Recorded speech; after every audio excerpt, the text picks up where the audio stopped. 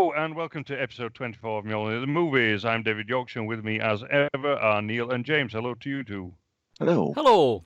And this week we're going to be looking at the 1989 Joe Dante film The Burbs, starring Tom Hanks, Carrie Fisher, Bruce Dern, and Corey Feldman. In that era when you wanted to actually go and see a Tom Hanks movie. Yes. Yeah, it's... When he meant something. When he could sell a film just with his name. Yeah. Do you know he's got a net fortune now of something like $390 million? Wow. That's how big he was when this movie came out. He was huge. Yeah, and known just really as a comedy actor at this time as well. As I understand it, his name was sort of just made from another film right before this was released, wasn't it? Which one was that? Was it Big? I'd have to look it up again, but I was reading about the original ending. We'll remind everybody that you should have watched the film, so we'll talk about spoilers throughout this. But the original ending for this was a lot worse for his character. And they rewrote it because it was such a big name and he was selling the film and they thought people would be upset by it. Yeah, well, we'll get on to the original ending and also an alternative ending as well, because a number of endings were tried. Would you like to take us through the plot first of all? Would someone, for people who haven't seen it and who don't want to watch it, although I do recommend that people watch it because I think that Joe Dante is quite an underrated director in a way. Would anyone like to take us through the plot first of all? I would say anybody watching this movie or planning on watching this movie should know that this is a film for the everyday average guy who's in his mid-30s, who's living in suburbia, and he sees a series of events that unfold in front of him. And he's the sort of moral arbiter of the street he lives in. And he takes this leap to defend his family and his neighbors from these strange neighbors that appear on the street one day. They just move in suddenly. And I think we've all had those experiences if you live in suburbia. But not only that, it's a very, very funny film as well. It's like a mix between a horror movie, Gremlins, and a strange comedy. Yeah, it's typical Joe Dante, actually, isn't it? I mean, you can really compare it with the film Gremlins and Gremlins 2, of course, which he directed. Yeah. So there's a lot of references to the Gremlins in the movie as well. There's a cereal box with a gremlin on the front. That's right, and it's called Freaks, isn't it? The That's cereal right, box, which Corey sort Feldman of... too. Yes, that's right, and also one of the garbage disposal guys That's right. is in Gremlins as well. Is the guy who drives the combine harvester or something like that, isn't it? That's right. The drives, yeah. But Joe Dante, I think that he's very good at this kind of mixture of fantasy and horror and comedy. Although this doesn't quite capture the same horrific element as Gremlins, I think. But it's still there. It's still very much there. You get it right at the beginning. I thought that the beginning was very interesting. Because it starts off with this view of the world. From the Universal logo. That's right, yeah. Yeah. But then, of course, it becomes the real world, and it pans further and further into America, and then further and further down onto this cul-de-sac. So we're going from the global to the insular. Yeah. And it plays a lot, does this film, with this idea of the insularity of the suburban cul-de-sac. And interestingly enough, that actually was the first Universal introduction to a movie where the film was set on the globe of the Universal logo. And other times it cut from the globe that spins around to the movie, but this one actually kept on and zoomed into it.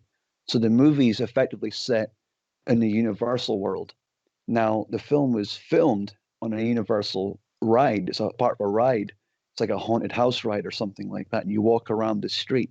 So it's a film about Universal Studios and people living there. And it was the first transition from the globe into the actual setting of the movie. So that's an interesting little point. Yeah, it is. Yeah, very much so. And I think also what's interesting is that when you get that shot that comes down, it's almost a continuous shot, although it's not really continuous because you get certain cuts as you get further and further in. But it looks roughly like a continuous shot. It's meant to look like one. And then you come down onto the street level and you come past the houses. And, of course, there are all these perfect houses and everything.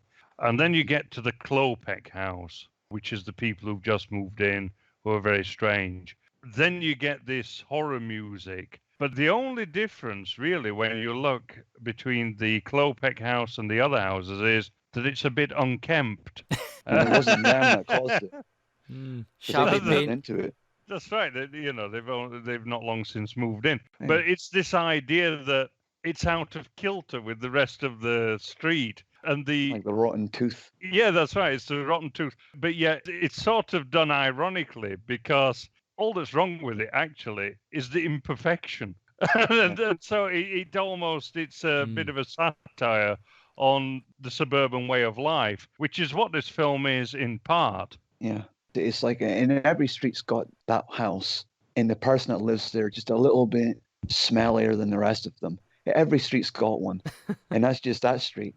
And they're just the unfortunate people who move into an old rickety house, and suddenly they're under suspicion for not cleaning up their yards days without moving in and painting it up. I mean, they could have been planning that, but that's suburbia for you. You instantly see neighbors moving in, and you judge them instantly, and that's why I like the movie so much, and it makes me laugh because there's just little things that happen that have happened to me, like dogs pooing in your garden, and how crazy that drives me when it shouldn't really.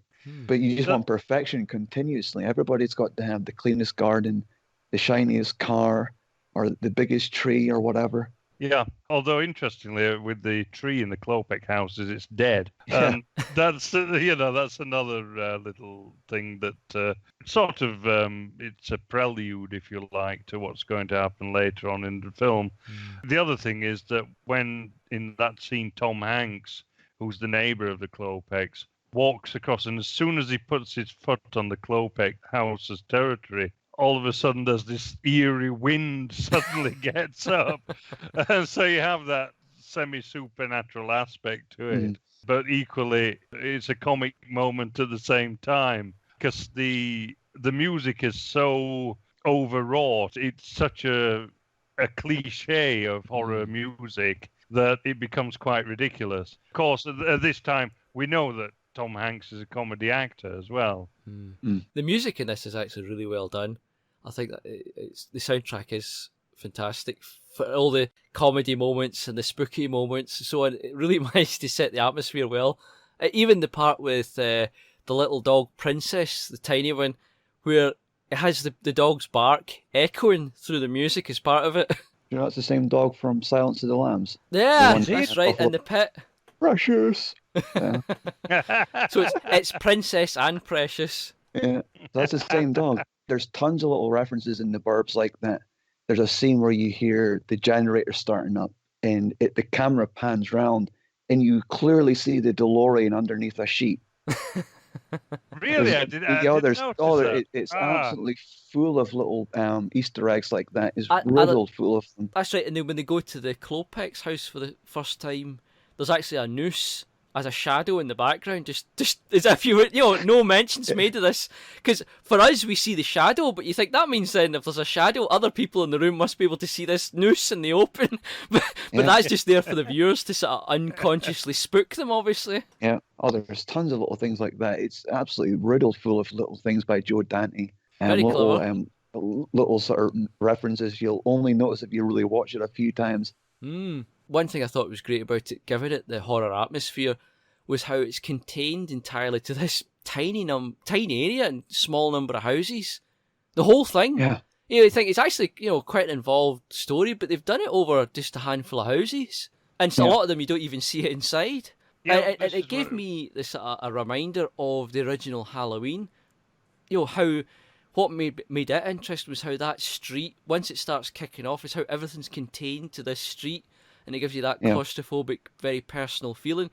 But this even goes further than that. You don't have the school and the shops. It's just entirely within the street. People come and go, but you stay in the street. And that's how it is in real life, though. That's the beauty of it. That's how street rivalry really is. It stays in the street, and that's it. No one cares. No one cares outside that. It's that contained. This is what I was talking about with the beginning, when you come down from really outside, and right down. So out from the global, right into this street, and suddenly you have this aura of insularity. And if you notice, a lot of people in this film make excuses for not going out of that street. Like, for example, Corey Feldman's girlfriend. in the film. She wants to go to the cinema, but Corey Feldman said, no, it's better here. There's more happening here than in the films. And equally, Tom Hanks, his wife wants him to go out to the lake on holiday and everything. And he makes excuses to stay in the cul-de-sac again. Yeah. And so he just wants to be left alone. That's right, yeah. That's right. And so the other guy these people have become very insular. That's right. And there's the guy who's always egging on, Peterson, or Tom Hanks' character. He basically avoids his wife and he stays in the street and decides not to go to his mother-in-law's. They're all at it. That's right, Art, yeah. And at the end, of course, he's terrified that his wife's come back. That's right. Just in time. Yes. You notice how every time he appears, he's in a costume. Like every time he appears, he's got some like worker's outfit on, or like a jumpsuit with like eye makeup on. Every scene he's in, he's got some costume on related to like the next scene. He comes out dressed as a golfer in full golf outfit, and the next scene he's got like an electrician's outfit on, and the next scene he's got a boiler suit on with like ninja stripes on it.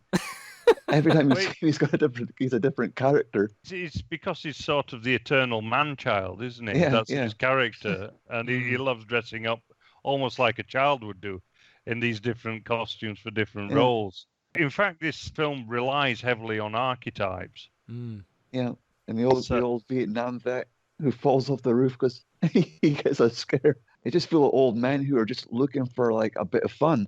All they want is like a bit of fun and adventure for the weekend while their wives are away.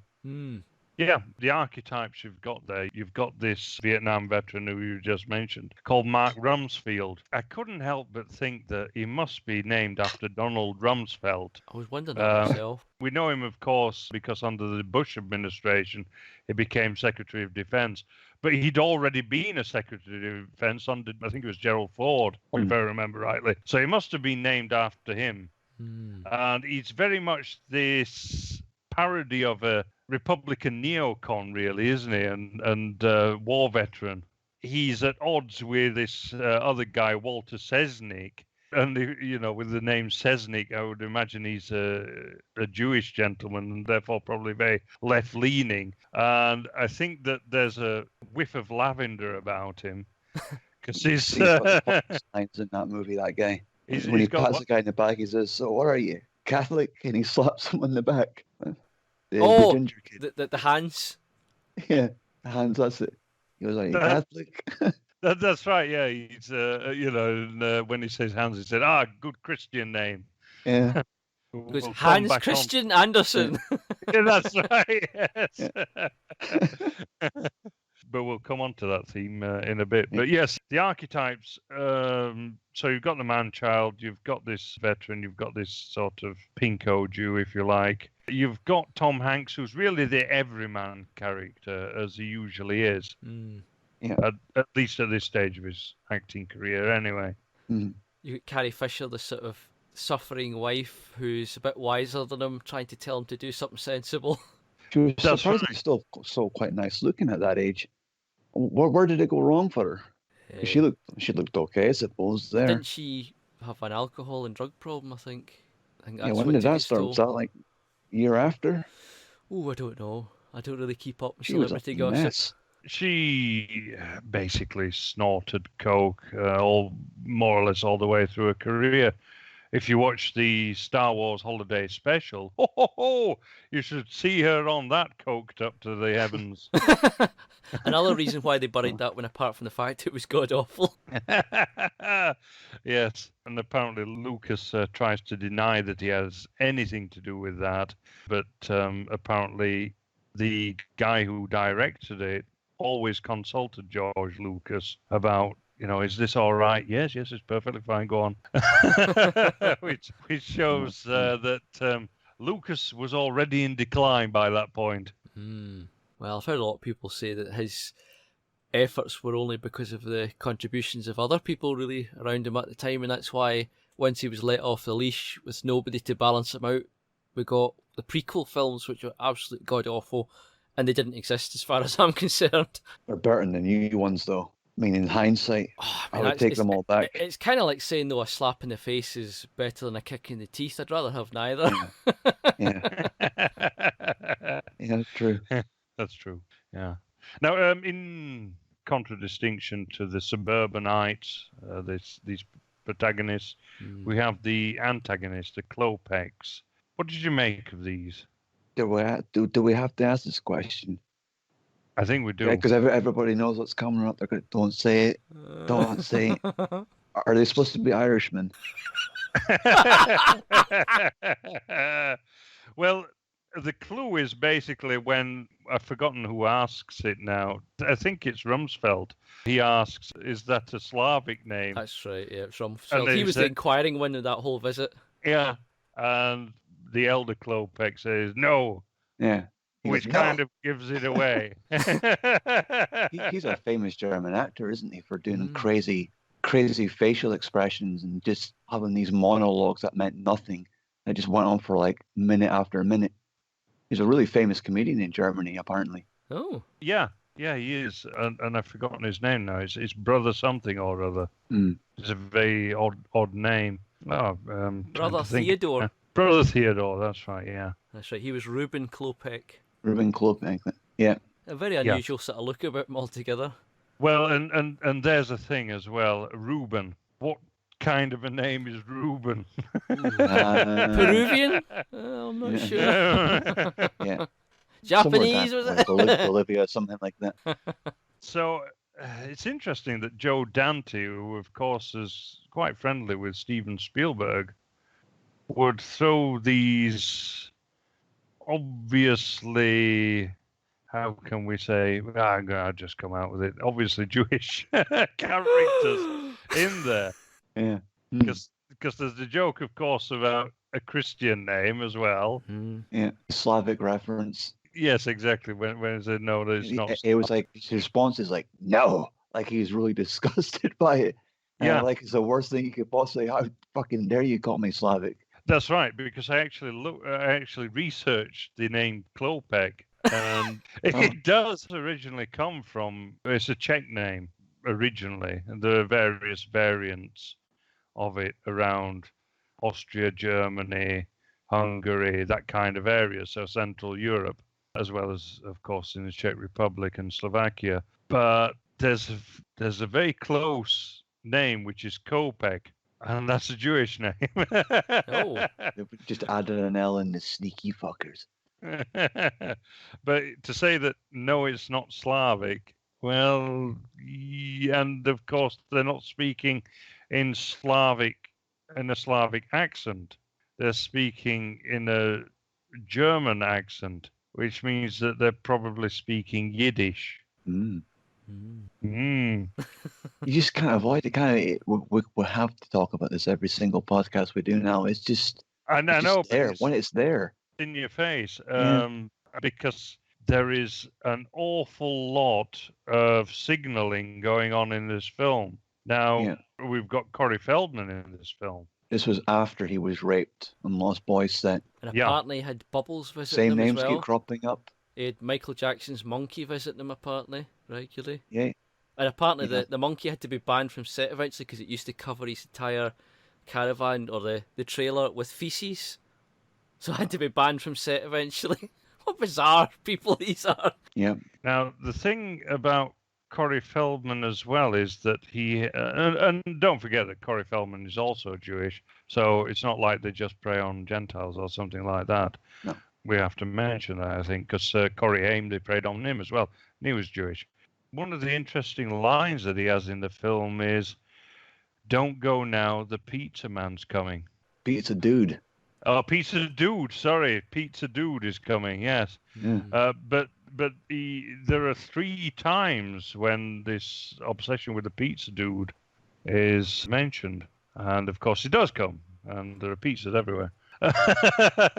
But it's quite bizarre, isn't it? When you realise, now looking back on it, Well, that's how these things were foregrounded. And the pizza dude line was ad-libbed. Corey Feldman apparently ad-libbed that line. Didn't know he had that much talent. No, it can't be ad-libbed because they actually have the pizza dude come, and he nearly gets crashed into by the. But him saying that was ad-libbed at that, and I think there was another line he ad-libbed at the end as well. You know, something about how he describes how he likes the place right at the end. Partly so, anyway. That's the trivia I've read, that those lines were ad-libbed. I find it strange because we actually see the pizza man come and deliver, and he nearly gets run into by the ambulance. But he Yeah. could have shouted, "Oh fuck, there's a truck coming." Yeah, could have been that or any number of things. Maybe I don't know, but that apparently he ad-libbed that, at least that line. Maybe he wasn't to say that at that point. No, but Because there was a writer's strike going on at the same time, so some things might have been ad-libbed. Right. Okay. Yeah. It went on right up to the end of the film. The writer's strike. It would be a very odd ad-lib for him to put in, though, wouldn't it? I don't know what that says at all. Well, I don't. I wouldn't look too much into that. I don't know. It would be too real to think that they were referencing something It that's could going be on now. he's just said the pizza dude because he knew there was a character who's meant to deliver the food there, so he just used the term pizza dude. Well, They probably encourage people to go and get a slice of pizza during the break or whatever. Well, you're right. It would be sort of, it could be brushed off as coincidence, unless you've seen the alternative ending that they filmed. Have you seen that? Mm-mm. You see, I'll be honest, right? I didn't even know there was. I know about the alternative ending. I'm kind of looking forward to hearing what you guys have got to say about it. I know but actually, maybe just meet you and go and watch it quickly. I know about the alternative ending that involves, well, we can just say it because we've warned folk. I know it involves Tom's character dying. It was the more kind of grim version of it rather than him winning. It was a sort of surprise, we were actually evil all along and he actually gets finished off. And that was one of the intended endings which they changed, I think because of Tom's fame and because he was seen as a sort of comedy nice guy actor, and they didn't really want to shock the audiences with the comedy nice guy headliner being killed off at the end. Yeah. That ending I don't think was filmed, but there's another ending that was filmed. You can watch it on YouTube, actually. Oh, right.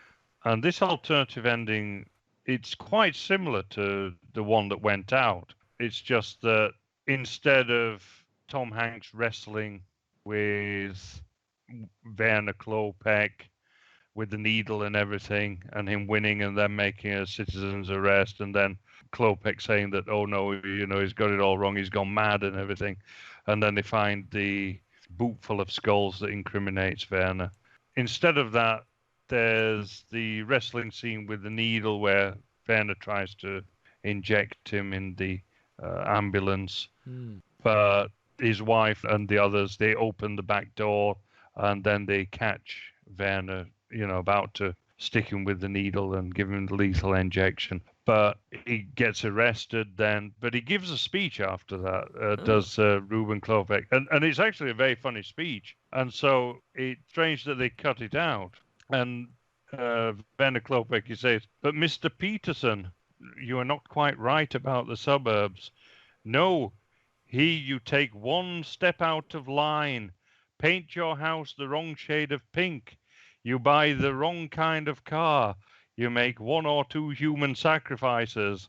Then, when you walk down the street, everybody says, oh, there goes the weirdo. and Peterson says, but why did you come here? And Werner says, I came as you did, for the quiet and the privacy, the good life, the convenient shopping with always plenty of ample free car parking. And everywhere I met only suspicion and distrust. And then young Hans Klopek says, it's true, in L.A. nobody said anything.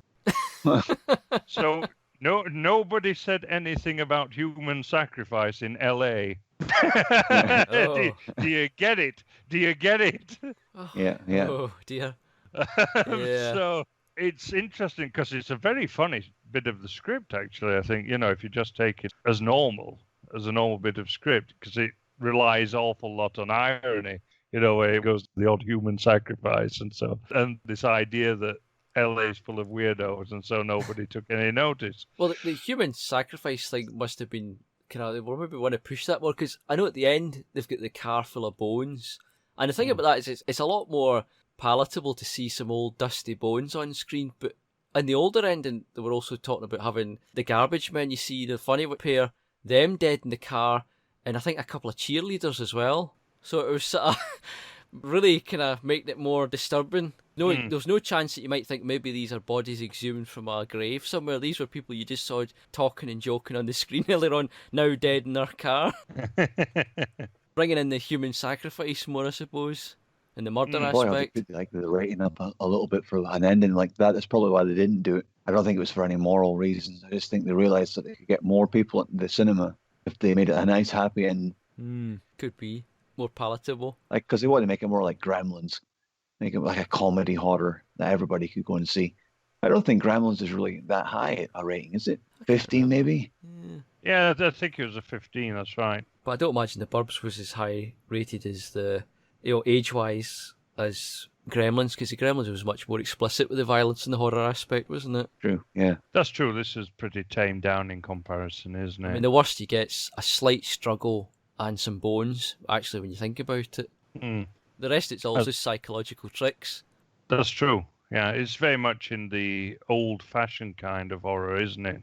That kind of genre. And I think that there's a lot of referencing going on to that kind of old-fashioned horror in that I think it's self-referential in a way. It's referencing the industry that's gone, in that this sort of horror that was horrific many years earlier to this film is no longer horrific and can just be lampooned. Although I would say there's definitely a lot of clever psychological tricks in these films, and even in this comedy, that probably get forgotten now in the kind of rush to shock people with nothing but a bit of red on screen. Yeah. Now, coming on to sort of the how the effects are created, the comic and horrific effects are created, because you've just mentioned some of the little psychological things that are going on. I think that one of the nice things is when they go from that opening scene and then they start with the titles, and it's completely different. So they go from the nighttime into the daytime, where it's sunny, it's suburbia, everything's perfect, and people are mowing the lawns and watering the plants and that kind of thing. And it's picture perfect normality. And I think that that's something that Joe Dante does very well. He did it very well in Gremlins as well. This picture of middle-class suburbia that is seemingly perfect, apart from one or two odd things, but basically it's a really sort of safe space. And you'll notice that there are no persons of color in it. At all, like in any way. Well, no, actually, the copper at the end. Well, here's the thing about the copper at the end. The clever black copper. But is he? Is he that clever? Because actually what he's doing is he's defending the Klopex. Isn't it like the NAACP, where it's a black guy defending his Jewish masters? Oh. Thinking about it. Because he gets it completely wrong, of course, and he's defending the Klopex, that Werner Klopek is this wonderfully respectable doctor, and that these terrible white people have got it all wrong, and tried to lynch him terrible almost. bigots. That's right, they're terrible bigots, and they're trying to lynch him and so on. And yet it turns it on its head, of course, this film. And this is the strange thing looking back at this film, in that it's turned on its head, and that the Klopex really are engaging in, well, according to the other filming of this film, engaging in ritual sacrifice. Something I was listening to there when I was listening to you speak, it reminded me of a scene. It's a dream sequence Tom Hanks's character has, and he sees the doctor, and he's got a robe on, and it's stars, and it's moon and stars. It's like that gown Mickey Mouse wears with the sun and the stars and the moon symbols on it. And I remember reading years ago that was something that apparently they would dress Jewish people and Islamic people up in to make them stand out, so people would know that's one of those guys. They give them like moon and star symbols, so everybody would know what they were. Was that like some kind of reference? Because not many people really know that. It could very well be. Like, so he's like the sort of outcast or like the poor oppressed Jewish person who had to wear the star and the moon symbols. I thought maybe it was just a sort of a cult thing. It could be. It Wizard could be a sort robes of kind a of thing. Disney sort of reference, but that's like where it originally comes from, apparently. Back in the olden days, if you were Jewish or Muslim, they'd force you to wear a star. Apparently, I'm not sure if this. Because I think didn't Mickey Mouse wear something similar in Yeah, Fantasia? that's what. Yeah, and that's where that came from. So I was wondering if that was maybe some kind of guy in the costume set or whatever who maybe knew this. Could well be. Of course, Could well Tom be. Hanks in The Dream does Like- get sacrificed in a weird occult ritual. Yeah, just really strange. There's lots of little things like that about this movie. Why do they have a furnace specifically just to burn bodies? Is a furnace like a reference maybe Molech. to something that? Yeah, I'm trying to like dodge around this without saying it. Well, I think we've gone pretty far with saying stuff here. I So suppose. yeah, if it's a reference it's to hard to- certain allegations of ovening and so on.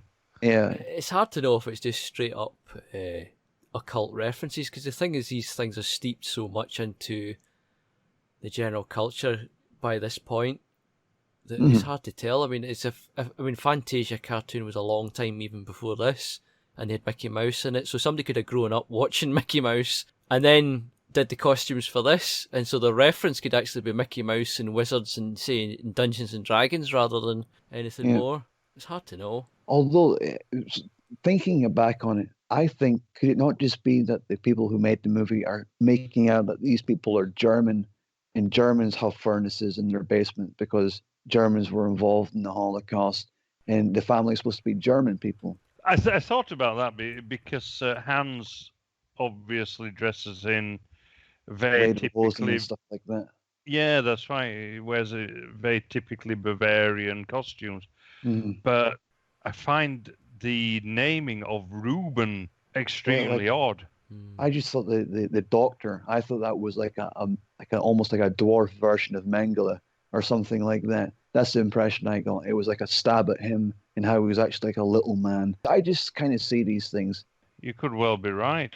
The question I have... Do you see the shadow? Like when you first see him, you see the big tall shadow. You think, oh fuck, he's going to be this big sort of Nazi doctor or something like that. And it pans at just this little dwarf guy who's barely the height of the banister. Well, it's interesting, actually, because Henry Gibson, who plays him, one of his other big roles was as the Obergruppenführer in the Blues Brothers. In these, these American Nazis. Oh, well, there we go then. Maybe I've uncovered something. The question I would have for that house, though, is how did that furnace get there and set up? Like, you see it's a massive lump of iron. So was that there when they moved in? In which case, what on earth were the previous residents up to? Or did nobody notice when they got this giant furnace the size of a car delivered in what must have been a huge truck? Do you remember the guy though, Not Ruben, the old guy with the face? And he says there was a delivery van here all week, and it makes you wonder, was there? And they just didn't pay attention. No, that is Reuben, the old guy. Oh, okay, it is okay. Yeah, Werner's the doctor. That's right. Okay. Yeah, I just thought they were maybe trying to give us the nudge that these were German people, and that's what the bad people in the world are like. Germans who have hidden furnaces in their basements. I thought maybe it was a kind of just a classic horror reference, because spooky furnaces and basements is a sort of classic. When you think of Freddy Krueger with this, there's references in that to furnaces, obviously, and it's kind of one of these things I think turns up quite a lot. Even in kids' horror, the sort of Goosebumps stuff, there was spooky furnaces and basements. That's right. Yeah. I mean, there are lots of horror staples in the film, like when they're digging in the garden and there's the lightning on them. Because if you notice, the weather always suits the occasion, doesn't it, in the film? And it changes very quickly. That's right. And it's such a horror cliche, but it's used actually as a satire on the horror genre, and it's made ridiculous. That's what makes the comedy work, actually, because there are some of these things, especially when they go to the house for the first time and there's the swarm of bees that attack them, of course. Not the bees. That's right, not the bees. But you you get that like in the Amityville Horror with the flies. The numbers, so when it goes from 669 to the 9 swings round to 6. That's right, yeah. Even though, logically, somebody in the street then must live at number 666 anyway, if there's a number 669. That's right, yeah. Only a couple of doors up the road. That's right. It's probably Walter Selnick or whatever. Yeah, it must be something like that. It must be only just a couple of doors up from the Klopex. Yeah. And of course, there's the bit where he puts his foot through the porch and everything. It's as though everything's against them as they're going up there. What makes the scene extremely comical is when you get the very close eye shots, almost like in The Good, the Bad, and the Ugly. When Sergio Leone, he creates the tension by focusing in on the eyes. That's right. I know you can looking intently and everything, and then it focuses onto the dog's That's eyes. Right. And it just weird. He made it almost look like the dog was all tense and really staring at the people. It was brilliant. That's right, yeah. So this is what I like about Joe Dante, is that he does have that knack for creating that mixture of comedy and horror and so on. I think this is just as good as Gremlins, to be quite honest. Well, it's interesting because you're saying it worked so well as a mix, but apparently the original critical reviews were terrible.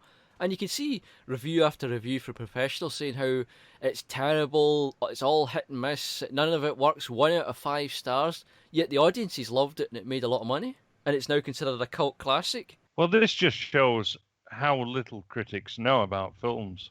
I mean, how many of these critics have actually been filmmakers? Exactly. I used to respect Alex Cox's opinion, but he was a director, so he'd actually been involved in the actual art of filmmaking, so he knew something about it. A lot of these people simply don't. I mean, we always go on about Roger Ebert, who knows absolutely nothing, seemingly, about the art of filmmaking. And he's just basically a waffler. He's a hack. Nods along dead at now, some, of course, but nods along at some big hits that he knows is safe bet and rubbishes ones that are easy to punch. Yeah, that's right. But he doesn't even understand the films on their own terms. He doesn't understand what's going on in the films. And this is the problem with a lot of critics. Well, I mean, this is back in the day, of course, because now pretty much all the critics are bought out in any case, and they're on contracts basically to sell films rather than actually critique them. Mark Kermode. Oh, awful. Absolutely awful. He's a detestable cunt. Sorry, I shouldn't have said that word, but he really is. He deserves that word. Yeah, he does. He does. There's no need for apologies there, Neil, at all. He is a cunt. Yeah, I don't use that word a lot, but every time Mark Kermode comes up, I just can't help myself. He's a truly awful person. We should call him Mark Commode from now on. Yeah. He should be shit on at every given opportunity. But anyway. But yeah, this is indeed the problem with these critics, in that most of them are bought or they don't know what they're talking about. We've seen this, of course, very recently with a lot of the superhero films that get amazing reviews. Weeks before they're even released. Yeah. That's right. 10 out of 10, one after another for some of them. 100%. Yeah. Even if we ignore everything else and look at it from a left point of view, it's still a mediocre film. And it's still just a kind of unremarkable superhero action flick. And they're giving it 10 out of 10, ranking it up there with the best films ever made. Real art. Yeah. If you go to Google right now and type in top 10 comedies, you probably won't see the Burbs in there. You'll see some crap made recently. You seem to see a Marvel movie in every fucking category of movies there is. Type in top 10 horror, top 10 sci-fi. You'll see at least one Marvel in every category. Adventure, comedy, whatever. Yeah. Well, I've always been a bit suspicious of these top 10, top 100 lists, is how front-loaded they are for time. You know, you look at these top 100 books, top 100 films or music, you'll see a lot of whatever was made yesterday is really high up, and everything else sort of trails behind. Yeah. Yeah, because you see, the thing about the Burbs is that it's got a great plot for a start. It's not a grand plot or anything like that, but it works. And the great catch is at the end where you think that the suburbanites, especially because you assume a liberal perspective, you think that the suburbanites are the ones who are wrong, Mm. and they're not. It's actually these outsiders who are really evil, but you're tricked into thinking towards the end that they're not. That they're actually being oppressed by these sort of Republican type suburbanites And all the who are suburbanites conservative. and they're all kind of decent people, basically. The suburbanites. Yeah. That's right. Because although they have their flaws and everything, they are genuinely decent people. And the great thing is that even though they're caricatures in a way, you can identify with them at the same time. Mm-hmm. And he's got that blend just right as Joe Dante, in that they're not just there as figures of fun, they're quite well rounded at the same time, so that you actually care about them. Yeah, and all of the characters, every single one of us could relate to, all the male characters especially. We've all got thermal imaging goggles and binoculars. Every single one of us has got some cool gadget or man toy. We all wish we could be young again and go on Scooby-Doo type adventures. And this is what this movie is. It's basically Scooby-Doo for adults. We've still got to go back to a 9 to 5 at the end of the weekend. Do you know one of the strange, or not strange, but at least interesting things about the film is that Joe Dante could easily have picked on the character of Rumsfeld, I should say, a lot more, because he's like that Republican archetype that all the left now love to hate, and they would have ridiculed him to death. But yet he's quite sympathetic. And although he has this much younger wife who's a bit of a bimbo and everything, she's actually very loyal to him. Yeah. And she seems nice when you actually see her talk and how she acts. She seems like a nice person. That's right. And so they made her nice looking, but they didn't make fun of her. They didn't turn her into a bimbo who screams for nothing, although she does scream at the toupee. But they didn't take any low blows on her. No, that's right. And I think that's one of the things that's refreshing about Joe Dante, in that he doesn't pick soft targets, and he doesn't do what you expect nowadays of a film director. You expect film directors now to set up this evil rightist archetype and basically do him to death. Yeah, they would have had him look stupid non-stop and humiliated, and they'd have had the wife run away from him. They'd had one thing after another. They'd have hinted that she was cheating or something, they'd have done something like that to constantly humiliate the character. That's right. You notice the scene where he gets a radio call. He's trying to get them to use the radio and contact him, and they eventually do. They contact him and say, "Oh, we're ready to go." And you see the joy in his face. He's playing like Army as a grown-up. And he's this old man. He's a military vet. He's got a beautiful wife and a massive house. He's like having the time of his life. Yeah. And it's really good fun to watch it. Especially when you see them going over the fence. And he's on the radio and they're talking about what's happening that he can clearly see because the way the camera's set up, he can see them climbing over the fence, and he's talking to the radio. What are you doing now? Turned away from it deliberately so he has to hear it from the radio. Yeah. The interesting thing about the character is that he's always away from the action. You assume that he's quite cowardly for a while, but then when Hans Klopek tries to get away at the end, he rushes at him and tackles him and arrests him and grabs him by the throat and brings him to the police. Yeah. He is a good character in the end. He's ridiculous, as they all are, for the purposes of the comedy, because obviously it is a comedy, but he's not made into a fool. No. There's one line that just makes me laugh when the bin man says to him, "Who's going to clean all this up?" And he goes, "You're going to clean it up because you're a bin man." And it cracks me up so much. It's such a horrible thing to say to someone. Yeah, that's right. I mean, he is terribly insensitive at the same time. Yeah.